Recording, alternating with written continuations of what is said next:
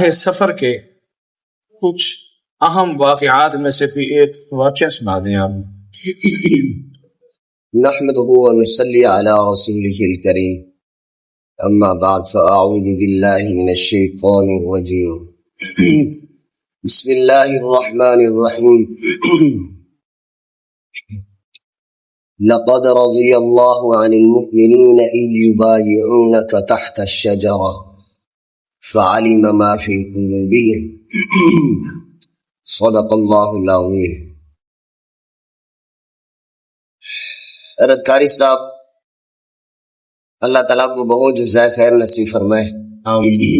آپ نے ایک بہت اچھی محنت کاوش شروع کی ہوئی ہے کہ اسلام اور دینی معلومات سے متعلق آپ امت کی رہنمائی کرتے رہتے ہیں۔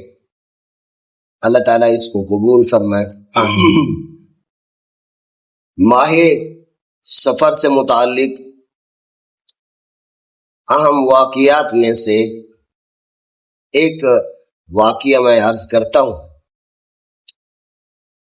چونکہ ماہ سفر سے متعلق لوگوں کے کچھ شکوک و شبہات ہیں، بدشگونیاں، بدفعالیاں اور توہمات، اس طرح کی کچھ باتیں ہیں جس کی شریعت میں کوئی حقیقت نہیں۔ جناب نبی کریم صلی اللہ علیہ وسلم نے فرمایا کہ لا سفر، فرمایا کہ سفر کے بارے میں، ماہ سفر کے بارے میں لوگوں کے جتنے توہمات ہیں ان کی کوئی حقیقت نہیں ہے، بلکہ سفر کا مہینہ تو بہت عظمتوں والا ہے، بہت بابرکت مہینہ ہے، اور اس کا پورا نام سفر المسفر ہے کہ کامیابیوں والا مہینہ ہے۔ ان کامیابیوں میں سے ایک واقعہ جس کو فتح خیبر کہتے ہیں کہ سن 7 ہجری میں جناب نبی کریم صلی اللہ علیہ وسلم نے صحابہ اکرام رضوان اللہ علیہم اجمعین کے ساتھ خیبر کو فتح کیا، اور یہ خیبر کی جنگ آسان جنگ نہیں تھی، یہودیوں کے ساتھ جنگ تھی، اور خود خیبر کے اندر یہودیوں کے 16 قلعے تھے، 16 قلعے تھے۔ تو تمام صحابہ اکرام رضوان اللہ علیہم اجمعین نے 15 قلعے فتح کر لیے تھے، ایک 16واں قلعہ وہ فتح نہیں ہو رہا تھا۔ تو جناب نبی کریم صلی اللہ علیہ وسلم نے فرمایا کہ کل انشاءاللہ میں ایسے شخص کو جھنڈا دوں گا، ایسے شخص کے ہاتھ میں جھنڈا دوں گا جس سے اللہ اور اللہ کے رسول صلی اللہ علیہ وسلم بہت محبت کرتے ہیں۔ صحابہ میں سے ہر صحابی چونکہ ایسا تھے کہ حضور اکرم صلی اللہ علیہ وسلم جن سے محبت کرتے تھے، تو اب صحابہ انتظار میں ہیں کہ کل اسلامی لشکر کا جو جھنڈا ہے یہ کس کے ہاتھ میں آتا ہے۔ حضور اکرم صلی اللہ علیہ وسلم نے اگلے دن فرمایا کہ بھائی علی المرتضی رضی اللہ عنہ کو بلائے۔ سیدنا علی رضی اللہ عنہ کو جب بلایا گیا تو سیدنا علی رضی اللہ عنہ نے عرض کیا کہ اللہ کے پیغمبر علیہ السلام میری تو آنکھوں میں تکلیف ہے، آشوب چشم کا مرض ہے۔ تو حضور اکرم صلی اللہ علیہ وسلم نے اپنا لعاب مبارک سیدنا علی المرتضی رضی اللہ عنہ کی آنکھوں میں لگایا، تو سیدنا علی رضی اللہ عنہ کی آنکھیں بالکل ٹھیک ہو گئی۔ اب حضور اکرم صلی اللہ علیہ وسلم نے جھنڈا جب سیدنا علی المرتضی رضی اللہ عنہ کے ہاتھوں میں دیا، اب دیکھیں یہ جو خیبر کا علاقہ تھا، یہودیوں کا ایک بڑا پہلوان جنگجو جس کا نام حرب ہے، حرب، یہ ایسا آدمی تھا جو یہ کہتا تھا کہ میرے مقابلے میں 10 آدمی آئیں، یہ نہیں کہتا تھا 100 آدمیوں سے میں مقابلہ کروں گا، یہ بھی نہیں کہتا تھا، یہ کہتا تھا کہ میں اکیلا آدمی 1000 آدمیوں سے مقابلے کے لیے کافی ہوں۔ تو ایسا اس کا ایک دعویٰ تھا اور اس کا ایک نام تھا۔ تو سیدنا علی المرتضی رضی اللہ عنہ جب اس کے مقابلے میں آئے تو سیدنا علی المرتضی رضی اللہ عنہ ابھی چھوکرے تھے، چھوکرے، داڑھی نئی نئی نکل رہی تھی. تو حرب کے جب آمنا سامنا ہوا تو حرب نے اپنی توہین سمجھی کہ میں اس بچے سے مقابلہ کروں، میں تو 1000 آدمیوں سے مقابلہ کرنے والا ہوں، اس چھوٹے سے بچے سے. اور سیدنا علی رضی اللہ تعالیٰ عنہ جسمن بھی دبلے پتلے تھے، ہاں جی، کوئی ایسے ڈیل ڈول والے نہیں تھے. تو اس لیے حرب نے یہ کہا کہ یہ شاید بچے کا واسطہ دے کر مجھ سے پناہ مانگنا چاہتے ہیں. ہاں جی. تو حرب نے سیدنا علی المرتضیٰ رضی اللہ عنہ سے کہا کہ آپ کو پتہ ہے میں اس خیبر کا شیر ہوں، شیر. سیدنا علی رضی اللہ عنہ نے جواب میں فرمایا کہ آپ کو تو اب دنیا شیر کہنے لگی ہے اور آپ تو اب اپنے آپ کو شیر کہتے ہیں. مجھے میری ماں نے میرا نام شیر اس وقت رکھا تھا جب میں اپنی ماں کی گود میں تھا. ہاں. تو چونکہ سیدنا علی رضی اللہ عنہ کی والدہ جو تھی ان کا نام تھا فاطمہ بنت اسد، تو وہ مسلمان تھی، صحابیہ تھی.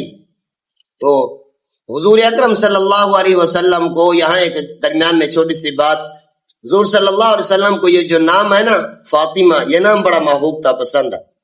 کیوں؟ اس لیے کہ فاطمہ کا معنی ہے، فاطمہ اس کو کہتے ہیں کہ جس سے جہنم کی آگ بجھ جائے، جو جہنم کی آگ کو بجھا دے. اس لیے حضور اکرم صلی اللہ علیہ وسلم کی جو ساس تھی حضرت خدیجہ الکبریٰ رضی اللہ عنہا کی والدہ، ان کا نام بھی فاطمہ تھا. حضور صلی اللہ علیہ وسلم کی چچی سیدنا علی المرتضیٰ رضی اللہ عنہ، ان کا نام بھی فاطمہ تھا. اور حضور اکرم صلی اللہ علیہ وسلم کی لخت جگر چوتھی بیٹی سیدہ فاطمہ الزہرا رضی اللہ تعالی عنہا، ان کا نام بھی تھا.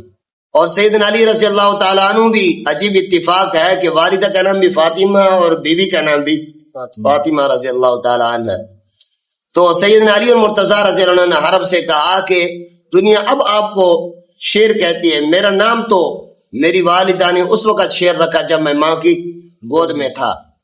سیدنا علی رضی اللہ تعالیٰ عنہ کا جب ٹاکرا ہوا حرب کے ساتھ تو حرب نے سیدنا علی المرتضیٰ رضی اللہ عنہ پر حملہ کیا تلوار سے.